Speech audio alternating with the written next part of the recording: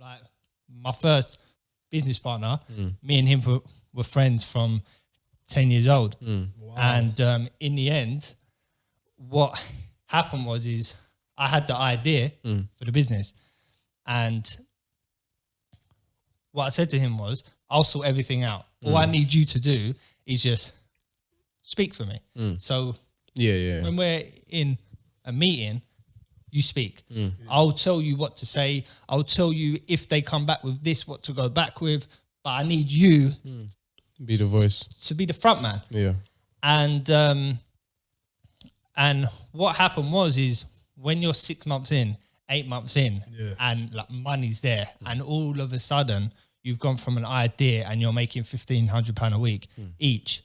He looks at you and he's like, well, in the meeting, I've made that. It's not you, bro.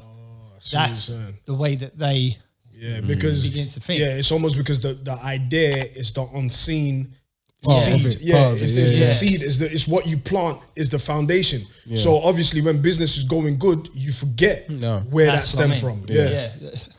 So when everything's flowing and you're making money and the business is there, and it becomes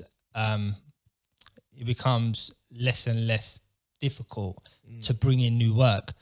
As the front man, you may, or what happened in this case, he believed it was all him now. Yeah. So then he saw it as, okay, so CJ is now taking half of everything that I earn. Yeah. It's not like, okay, CJ came to me with an idea and we've made this happen.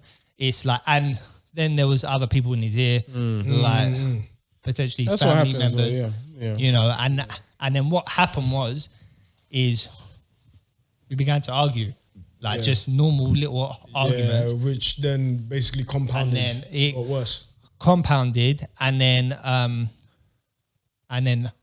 I left. So this was in my placement year at uni, right? Oh, serious? Yeah. So again, because I was too scared to go for a job interview and work in that 1 year placement course, I thought, well, let me set up a business, and then I won't have to work. Yeah. So that was the motivation for that. And then at the end of that year, I said to my mate, listen, like I'm gonna go to uni now, like leave it, have it. But the problem is that the bank account was still in my name and his name. But what he done was he saw the opportunity to take out an overdraft now. Right. And he took out he took out the overdraft, and I had no idea. And then a few months later, I get a phone call from Santander saying that your account is overdrawn by 2,800. Now, when you're at uni, 2,800 is a lot of money. I was like, what? I was like, no, there's no way. Yeah. And jeez. she was like, yeah. I was like, how? Like, there was no overdraft on the account. Yeah. And she's gone, oh no. So-and-so came in and took out the overdraft. And then I was like, so where was it spent? And she's gone, oh, in lounge bars. I was like, lounge bars? Whoa. Where? Dubai. No way. Yeah, I'm gonna laugh. So then all of a sudden, I'm now liable with that. for this money. Yeah. And then that's a lesson learned where like you have to have everything. You can't just walk out a young, naive like business. But then I tried another business with a friend, the bar that you came to. Yeah, Mayfair. In Knightsbridge. Sorry. And that deal was on a handshake.